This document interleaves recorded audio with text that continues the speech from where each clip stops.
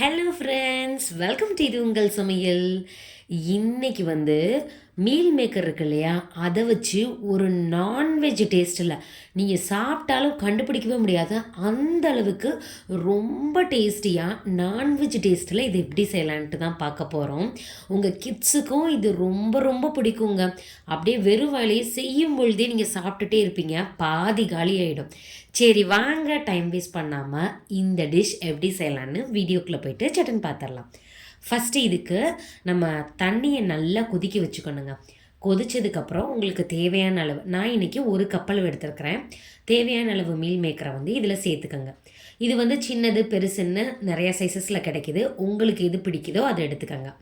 இப்போது தண்ணியில் சேர்த்துட்டு இதை ஸ்டவ் ஆஃப் பண்ணி ஒரு மூடி போட்டு அப்படியே மூடி வச்சிடணுங்க.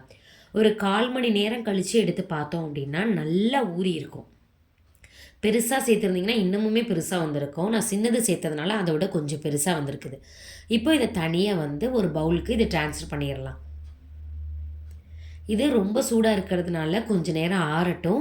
ஆறுனதுக்கப்புறம் கையிலேயே நல்லா நீங்கள் பிழிஞ்சு எடுத்தீங்க அப்படின்னா அது உள்ளேருந்து தண்ணி எல்லாமே வெளியேற்றிடணும், அப்போ தான் நல்லாயிருக்கும். திருப்பியுமே இது இன்னொரு தண்ணியில் சேர்த்துக்கங்க. இது நார்மல் வாட்டர் தான். சேர்த்துட்டு மறுபடியும் இது நல்லா பிழிஞ்சு எடுத்துட்டிங்க அப்படின்னா இதிலேருந்து ஒரு ஸ்மெல் கூட வராதுங்க. நீங்கள் நல்லா பிழியலைன்னா ஸ்மெல் வரும்.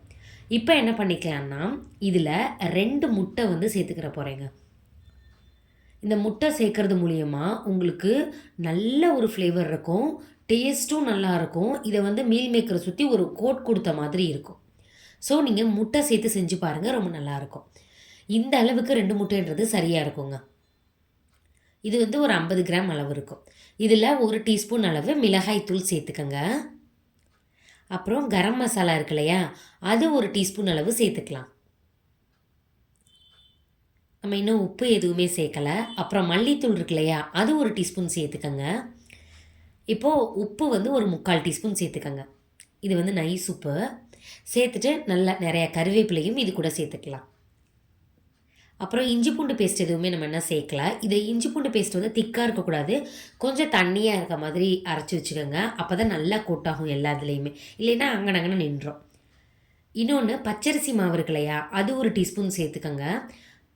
அப்புறம் சோள மாவு 1 டீஸ்பூன் சேர்த்துக்கோங்க. இப்போ எல்லாத்தையும் சேர்த்து நல்லா பிசைஞ்சிட்டிங்கன்னா சூப்பராக ரெடி ஆயிரும். நீங்கள் இதில் கவனிக்க வேண்டிய விஷயம் என்னென்னா, ஏற்கனவே தண்ணியை நல்லா பிழிஞ்சிட்டு தான் நீங்கள் இந்த மாதிரி எல்லாமே சேர்க்கணும். இப்போது அடுப்பில் கடாய் வச்சுட்டு எண்ணெய் சேர்த்துக்கலாம், ஒரு ரீஃபைண்ட் ஆயில் சேர்த்துக்கலாம். சேர்த்துட்டு நல்லா அது சூடாகட்டும். ஆனதுக்கப்புறம் நீங்கள் பொரிச்சு எடுத்தீங்க அப்படின்னா சூப்பராக இருக்கும். அப்படியே வீடே கமகமன்னு அவ்வளோ ஃப்ளேவராக இருக்குங்க. டேஸ்ட்டும் ஒரு நான்வெஜ்ஜு சாப்பிட்ட ஃபீல் தான் இருக்கும் உங்களுக்கு. அப்படியே வீடு ஃபுல்லாக சாப்பிட்டதுக்கப்புறம் கூட மனம் இருந்துகிட்டே இருக்கும், அந்த அளவுக்கு ஃப்ளேவர் இருக்கும். நீங்களும் இந்த மாதிரி ட்ரை பண்ணியிருக்கீங்களா அப்படின்னு சொல்லிட்டு கமெண்ட் பண்ணுங்கள்.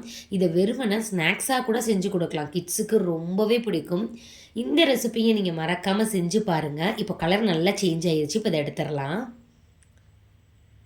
மேலே எல்லாமே கொஞ்சம் கிறிஸ்பியாக இருக்கும், உள்ளே நல்லா சாஃப்டாக இருக்குங்க.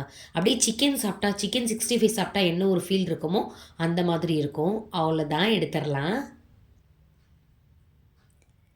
இதே மாதிரியே எல்லாத்தையுமே பொரிச்சு எடுத்துடலாம்.